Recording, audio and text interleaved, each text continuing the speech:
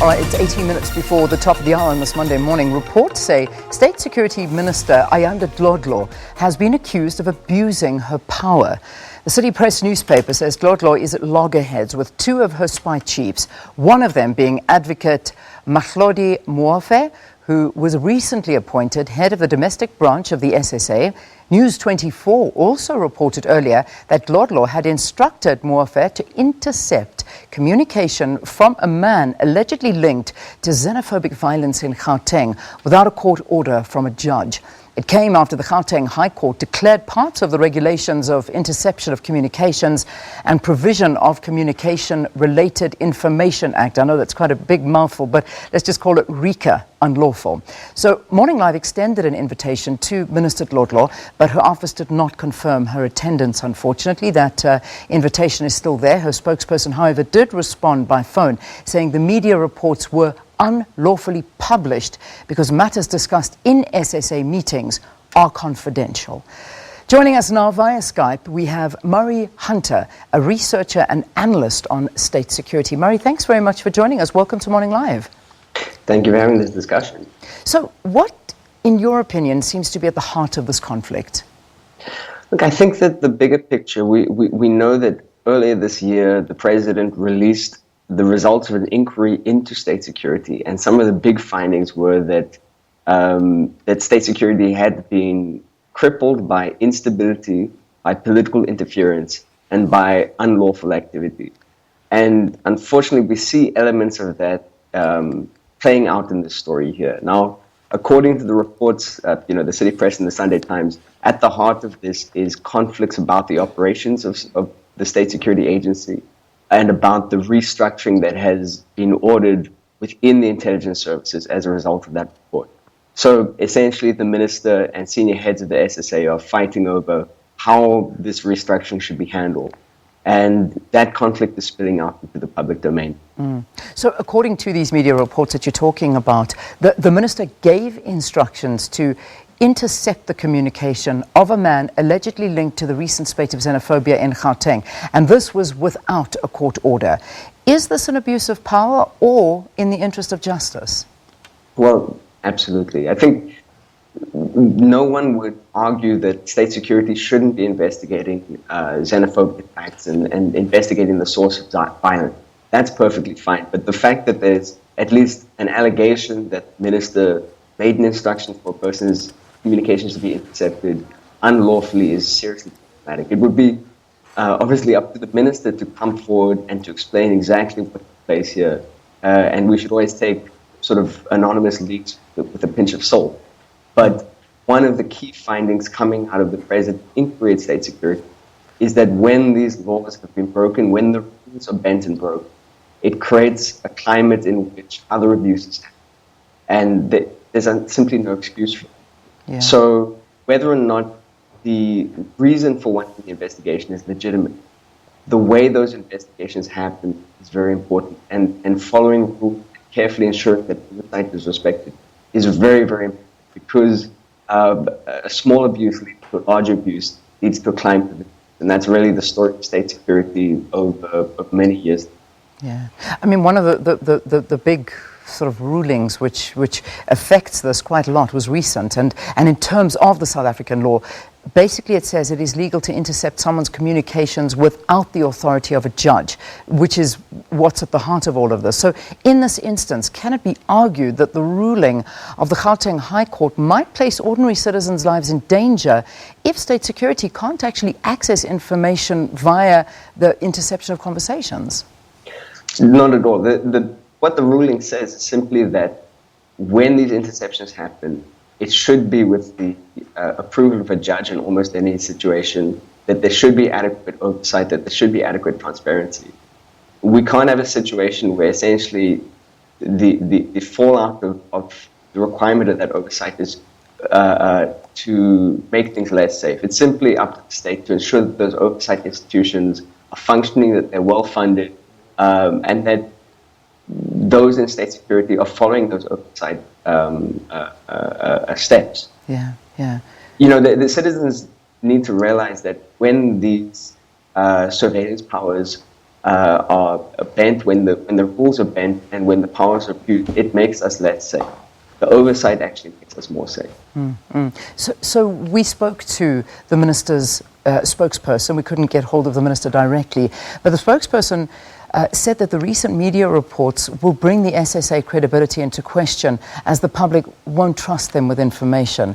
That in itself is worrying. And what is your view on this? I think it certainly does bring the credibility of the institution into question. That there's no argument there. But the question is, are the reports accurate? And it'd be up to the minister and up to the spokesperson to come forward and give us a clearer picture. If they feel that these reports were inaccurate, they should come forward and give us more information that can guide our feeling. But if these reports are accurate, it does certainly bring the credibility of the institution and the minister's conduct into question. It may well be that, there's an argument to be said that there is a need for restructuring, that there is a need for different stakeholders within those institutions to have debate and to find a way forward to actually remake the intelligence services into a more constitutional and more accountable, more functional space. That's quite all right. Yeah. But the lack of information coming from the minister and the lack of clarity is a bit problematic. Yeah, it certainly is, but their concern and I think their response so far, if there hasn't been anything since then, but their sort of response to this, and the department are basically saying that instead of talking to the issue of the interception and the allegations that the media organizations are making, they're basically saying that this is a security breach at the highest level, and that News 24 should not have top secret information in their possession. That's what the department was saying. They went on to say that this is relating to sensitive operational matters which cannot be discussed publicly, and that Dlodlo would formally ask the SSA and the Inspector General of Intelligence to investigate the apparent security breach. So they've almost twisted it to look like, how did you get this information that this was asked in the first place? So now there's the battle of the leaked information. Yeah, I think that's a very common response. It's not about what took place and explaining responding to the allegations, but simply saying we shouldn't be discussing this at all. This shouldn't be in the public domain. Let's go back to what was in the president's state security inquiry. Was that a lack of transparency and a lack of oversight helped to really fuel the instability and the dysfunction within that institution. Mm-hmm. So, unfortunately, these matters are in the public domain now. Yeah. We do require more transparency from these institutions to ensure that they are functional. We're not talking about publishing all the sensitive state secrets that might, that you might need to keep out of the public's hands. We're talking about basic transparency about the function of the institution. The minister really should be embracing that transparency and should be coming forward to take the public into a confidence. Yeah. So in your opinion, and what I'm reading into what you're saying is that the media weren't at fault for publishing confidential information. Absolutely not. I mean, this is information. Surely we can agree that if these reports are accurate or leaning towards accurate, this is information the public should have, because it tells us a lot about this very powerful, very unaccountable, unfortunately, institution that has a very important role to play within our society.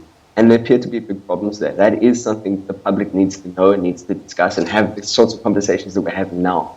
Yeah. There is one thing that we should point out, that these reports are based on leaks that appear to be quite damaging to the minister and maybe might be designed to be quite damaging to the minister. And there's always a challenge. You need to be aware of the fact that sometimes these leaks are used strategically to damage one part of an institution and advantage another. What we're talking about is potentially factional leaks. This is why we need to have a much better picture and much better transparency built into the system, because the secrecy and paranoia within institutions means that factional leaks, it really means that factional leaks can do more damage, and that's why transparency is one of the things we need to see. Yeah, I mean, transparency is big, but also a big worry now is these reports are suggesting that there appears to be instability within the SSA, and that is a very, very big worrying. I mean, if there is infighting in the department, such as an SSA, where does that leave us? I mean, this is our country's state security, especially if you're looking at a relationship between the minister and, of course, now the advocate Sam Muofhe, who refused to carry out these instructions, saying that they were illegal. Where does this leave us as citizens of this country?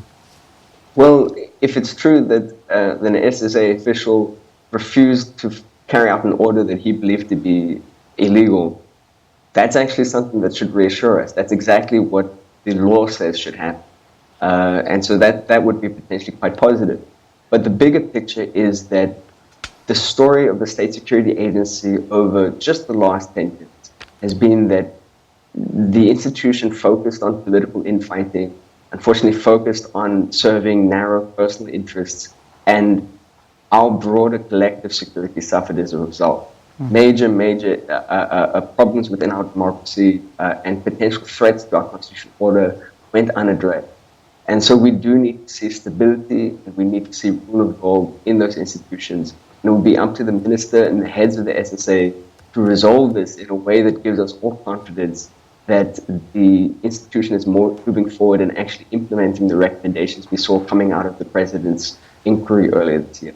All right. Then just finally, as we wrap up this conversation, during the xenophobic attacks in South Africa, the SSA did come under some criticism for not being proactive and doing too little to prevent this situation. What is your take on that? I think it is seriously problematic to see the intelligence agencies were apparently taken by surprise by this whole incident, and that is at the core of the minister's complaint in these reports, is that she felt that the intelligence was not good enough coming out of this. And there's a legitimate case to be made there. This is exactly what we have an intelligence agency for. And once again, improving stability, improving transparency, improving oversight of those institutions will improve the intelligence that we see coming out of those institutions as well. So a more transparent and more functional and more accountable intelligence agency, it potentially means a safer country for all of us, and that's something we need to see. Let's leave it there. Murray Hunter, thanks so much for your views and opinions on this issue. He's a researcher and analyst on state security, speaking to us about the recent reports that the Minister of State Security allegedly misused her power.